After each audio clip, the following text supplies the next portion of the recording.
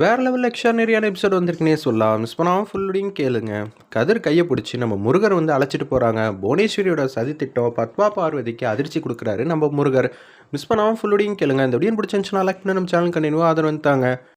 கதிர் ஏதாவது ஒரு சின்னதாக வேண்டுதல் செஞ்சால் கரெக்டாக இருக்கும்னு சொல்லிகிட்டு இருக்காங்க.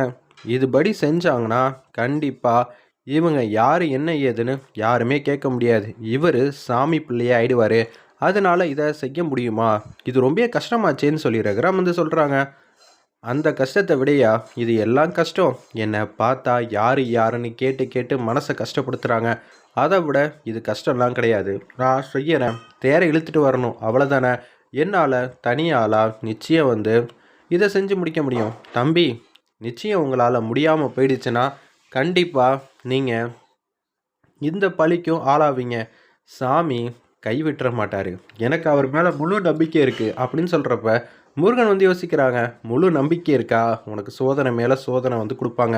குறிப்பிட்ட தூரம் வரைக்கும் நீ வந்துட்டனா அதுக்கப்புறம் உன் கையை பிடிச்சிட்டு அழைச்சிட்டு வர வேண்டியது என்னோட கடமை அப்படின்னு யோசிச்சுட்டு இருக்காரு நம்ம முருகர். அப்போன்னு பார்த்து ரெடி ஆகிட்டு இருக்காங்க. நம்ம கதிர் தனா வந்து பேசுகிறாங்க. இதை வந்து எனக்கு செய்கிறதுக்கு ரொம்ப வந்து கஷ்டமாக தான் இருக்க போகுது அப்படின்னு தனா வந்து பேசுகிறாங்க. இல்லை தனா, நம்மளை யார் யாருன்னு ஒவ்வொரு வாட்டியும் நம்மளை கஷ்டப்படுத்துறத விட இது ஒரு பெரிய பொருட்டாக இருக்காது. வாங்க நம்ம போய் பார்த்துக்கலான்னு சொல்லிட்டு கதிரை ரெடி பண்ணி அழைச்சிட்டு வரலான் இருக்கிறப்ப ஒரு தேர் மாதிரி இருக்குது வாசலில். இதை இழுக்கக்கூடாது. என்ன பண்ணலாம்? இருக்கிறதுலையே வெயிட்டான பொருளை தான் புவனேஸ்வரி இதில் வந்து வைக்க சொல்லியிருக்காங்க. வைக்கிறது மட்டும் இல்லாமல் அது யாருக்கும் தெரியாத அளவுக்கு துணியெல்லாம் போட்டு மறைச்சி வைக்கணும். அதுதான் சொல்லியிருக்காங்கன்னு சொன்னோன்னே உரல் இருக்குல்ல, அதை தூக்க முடியாமல் உருட்டிக்கிட்டு வராங்க.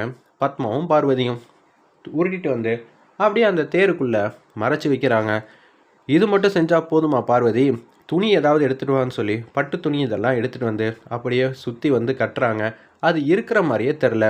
கீழே விழுந்துட்டா என்ன பண்ணுறதுன்னு சொல்லிட்டு இருப்பினும் கட்டி வச்சிடுறாங்க. தேரோட சமைச்சிட்டாங்க. அந்த உரலை கிட்டத்தட்ட அதுவே ஒரு 100 கிலோவுக்கு மேலே இருக்கும் போல்.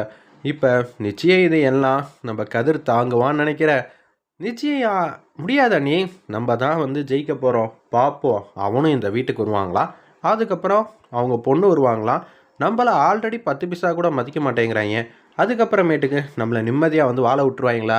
நிச்சயம் இது எல்லாத்தையும் தவிடுபடியாக ஆக்கணுங்கிற மாதிரி பத்மாவும் பார்வதியும் யோசிச்சுட்டு இருக்காங்க. முருகர் ஒரு பக்கம் வந்து சிரிச்சுக்கிட்டு இருக்காங்க. சதி திட்டத்தை ஆரம்பிக்கிறீங்களா? என் பக்தன் ரொம்பவே வலிமையான ஆள். என் பேரை வச்சிருக்காப்புல கதிரவன். அப்படி இருக்கும்போது இதையெல்லாம் நான் அவருக்கு சோதனையாக வந்து கொடுப்பேனா அப்படின்னு சொல்லி யோசிச்சுட்ருக்காங்க. ஒரு பக்கம் கதிர், நீ மிகப்பெரிய ஆள்ரா, இதெல்லாம் யாராலையும் செய்ய முடியாது, நீ செய்கிறேன்னு சொல்லிட்டு முன் வந்திருக்கல, அதுவே வெற்றி தான் அப்படின்னு சொல்லிட்டு சாமியை நல்லா வேண்டிக்கிட்டு அப்படியே வந்து தேருக்கு முன்னாடி வந்து நிற்கிறாங்க. எல்லாரும் எல்லா கடமையும் வந்து செஞ்சு முடிச்ச உடனே அப்படியே நவுத்தலான் இருக்கிறப்ப கதிரால் நவுத்த முடியல. எப்படி முடியும்? எக்ஸ்ட்ரா ஒரு 100-200 கிலோ இருந்துச்சுன்னா அவரால் எப்படி சுலபமாக வந்து இழுக்க முடியும்? உடனே இதான் சாக்குன்னு சொல்லிட்டு சிரிக்கிறாங்க பத்மாவும் பார்வதியும். டேய், முடியலன்னா விட்டுறா, எல்லாராலையும் செய்ய முடியாது இது எல்லாம் அப்படின்னு அவங்க 2 பேரும் பேசுகிறாங்க. வாயை மூட்டிருக்கீங்களா? கதிர் வந்து சாமி பாட்டை வந்து பாடுறாங்க. அதுக்கப்புறம் ஒவ்வொரு அடியாக வந்து நவுறாங்க. அந்த இடத்துல பின்னாடி தேரும் வந்து உருண்டு வந்துக்கிட்டு இருக்கு. இதெல்லாம் நினச்சி சந்தோஷப்படுறாங்க நம்ம ரகுராம்லேருந்து எல்லாரும். கதிர் நல்லபடியாக வந்து செய்யணும்ப்பா. கடவுளே, நீங்கள் தான்ப்பா வந்து ஆசீர்வாதம் பண்ணணும். உங்கள் அருள் இருந்துச்சுன்னா இது எல்லாமே வந்து ஈஸியான விஷயந்தான் அப்படின்னு சொல்லிகிட்டு இருக்காங்க. சாமி பாட்டு எல்லாம் வந்து குடும்பமாக சேர்ந்து பாடிக்கிட்டு வந்துக்கிட்டே இருக்காங்க. அந்த இடத்துல அப்படி பார்த்து புவனேஸ்வரிக்கு வந்து ஃபோன் அடிக்கிறாங்க. அவன் இது எல்லாத்தையும் அசால்ட்டாக வந்து செஞ்சுக்கிட்டு இருக்கான். என்னது அசால்ட்டாக செஞ்சுக்கிட்டு இருக்கானா? அவனால் முடியலன்னு சொல்லலையா? அவன் எல்லாத்தையும் வந்து கஷ்டத்தையும் வந்து தாங்குறான். பார்த்துக்கிட்டு சும்மாவாக இருப்பீங்க? நீங்கள் என்ன பண்ணுறீங்கன்னா, கட்டை எதுவும் இருக்கும், அதை வீலுக்கு நடுவில் வந்து வச்சுருங்க, தூக்கி தூக்கி போடுங்க, இதை யாருக்கும் தெரியாமல் பார்த்துக்கங்க, நிச்சயம் நம்ம ஜெயிக்கணும் அப்படின்னு சொன்னோன்னே உருட்டுக்கட்டையெல்லாம் இருக்குது, அதெல்லாம் வந்துக்கிட்டு இருக்கும்போதே வந்து வச்சிடுறாங்க. அந்த இடத்துல பத்மா உடனே அந்த வீல் வந்து அந்த கட்டையை வந்து மீறி ரவுண்ட் அடிக்க மாட்டேங்குது. அப்படியே வந்து போயிட்டு போயிட்டு ரிவர்ஸ் வருது. ரொம்ப வந்து கஷ்டப்படுறாரு நம்ம கதிர். சாமியாக வந்து கத்துறாங்க. டேய், உன்னால் முடியலண்ணா விட்டுறா, ரொம்ப வந்து கஷ்டப்படுத்தாத அப்படின்னு சொல்லும்போது, எதுக்காக சொன்னதையே சொல்லிகிட்டு இருக்கீங்க? இல்லைண்ணே, அவன் பாருண்ணே எப்படியெல்லாம் வந்து கத்திக்கிட்டு இருக்கான் அப்படின்னு சொல்லும்போது, எதனால் கடவுளுக்கே இவன் மேலே நம்பிக்கை இல்லைன்னு நினைக்கிறேன். அதனால தான் இப்படியெல்லாம் தடையெல்லாம் வந்து பண்ணுறாங்க. இல்லாட்டி எல்லாரும் வந்து கடந்து வந்துருவாங்கல்ல. இவன் மட்டும் எதுக்காக இப்படியெல்லாம் நின்றுட்டு இருக்கான் அப்படின்னு சொல்லும்போது, வேற ஏதாவது இங்கே இருக்கான்னு பார்த்தா ஒரு கட்டை வந்து இருக்கு. அந்த கட்டையை வந்து பார்க்குறாங்க. அண்ணா பாருண்ணே, இங்கே உருட்டுக்கட்டை யாரோ போட்டிருக்காங்க. இதில் சாமி மேலே வேற குறை சொல்கிறீங்களா அப்படின்னு சொல்லிட்டு அந்த கட்டையை எடுத்து தூக்கி வீசுகிறாங்க. அந்த இடத்துல பத்மா, பார்வதி நீங்கள் 2 பேரும் முன்னாடி வாங்க. இது எல்லாம் மச்சான் அவங்க 2 பேரோட வேலை தான். எங்களுக்கு இதுக்கும் சம்மந்தம் இல்லை. நாங்கள் முன்னாடி வரோம். எப்படி இருந்தாலும் அண்ணி அதான் உரல் தான் வச்சுருக்கோம்ல.